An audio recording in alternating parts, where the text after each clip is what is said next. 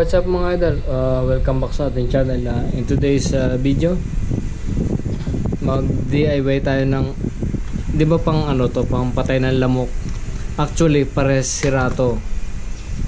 Ang problema itong isa, nung china-charge namin, nag-amoy sunog. Itong isa naman, ito, walang power. Kahit i-charge mo walang power. Ngayon wala din power. Ang naisip kong gawin, may extra pa yung aso. Ang naisip kong gawin ay kahuyin. Kumbaga pipili ako dito ng mga parte na pwedeng ilipat. Pero mas gusto ko itong gamitin kasi mas malapad yung head nya. Ayan o. Kumpara doon sa isa, ayan. Medyo maliit kasi ito eh. Ito mas malaki. Tingnan natin kung pwede pang kahuyin to.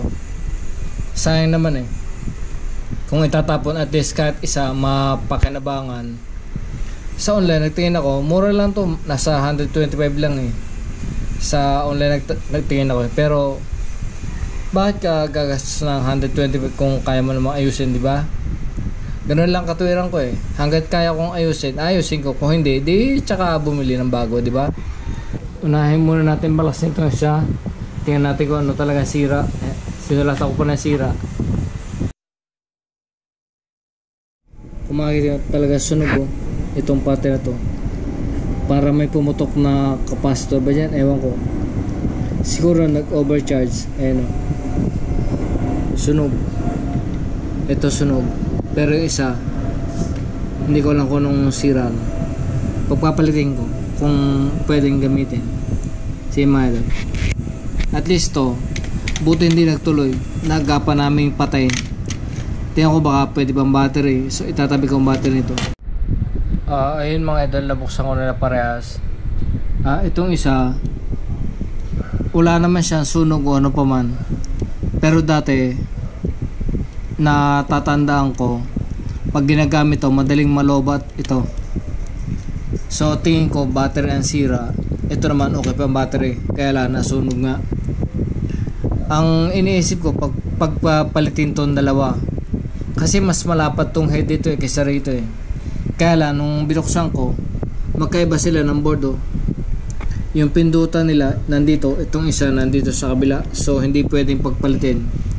Kaya ang gagawin ko na lang, ito na lang ang paganahin natin, yung mas maliit ang head. Kukuhanin ko yung battery nito, ilipat ko rito.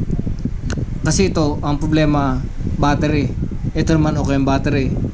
So ganoon lang gagawin ko, pagpapalitin ko lang sila. Ayan ang mga idol, natanggal ko na yung battery. Ito pinagpapalit ko na.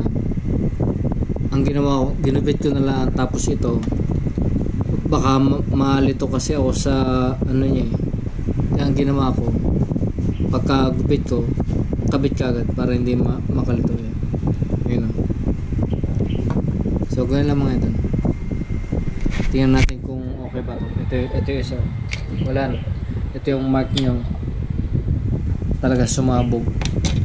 Ito mga idol, i-share ko lang sa inyo. Ayun na may presyo.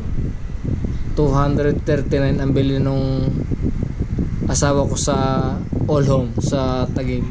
Yan. Diba 239. Kung bibili kayo ngayon 125 na lang ito eh. Nating kasi ako sa Shopee, nasa 120. Sayang naman kung hindi gagana. Sana gumana to.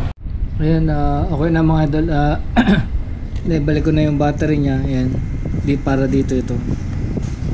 Kala ko hindi magkakasya.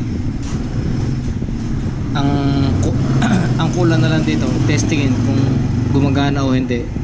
Sana gumana. Kasi ito yung sira na talaga. Tignan natin mga idol yung cover niya. Ito lang naman. Sana hindi mag ilalim natin para medyo may space siya. Para hindi ipit yung wire. Yan. Ganyan. Tapos ito para dito. Ayan ang mga idol. Naibalik ko na lahat.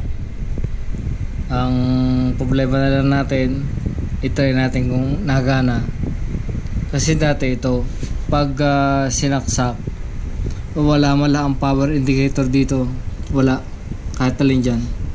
Ito kasi pag sinacharge na ilaw. Eh nung tinesting ko kahapon, wala. Tapos ito, dapat may ilaw din yan pagka pindot to eh. Yan, let may ilaw, wala. So tingnan natin kung sana wag sumabog. Isaksak natin, yan. Yan, nakasaksak na.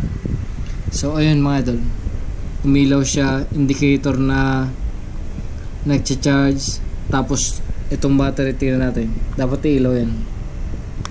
Ayun. So okay. Okay mga idol, so ibig sabihin nagana to. Itatry ko na lang mamaya na gamitin kung magtatagal yung battery, pero mukhang magtatagal naman kasi ano to eh, bago pa to eh, kaya lang sumabog nga. So dito natin tingnan, ayun o, nailaw. Pagka pindot to, press, ibig sabihin yan, nailaw. Tingnan na natin kung okay. So ganun lang mga idol, pagka may garto kayo kapares na gamit, huwag nyo basta itapon kasi sayang eh.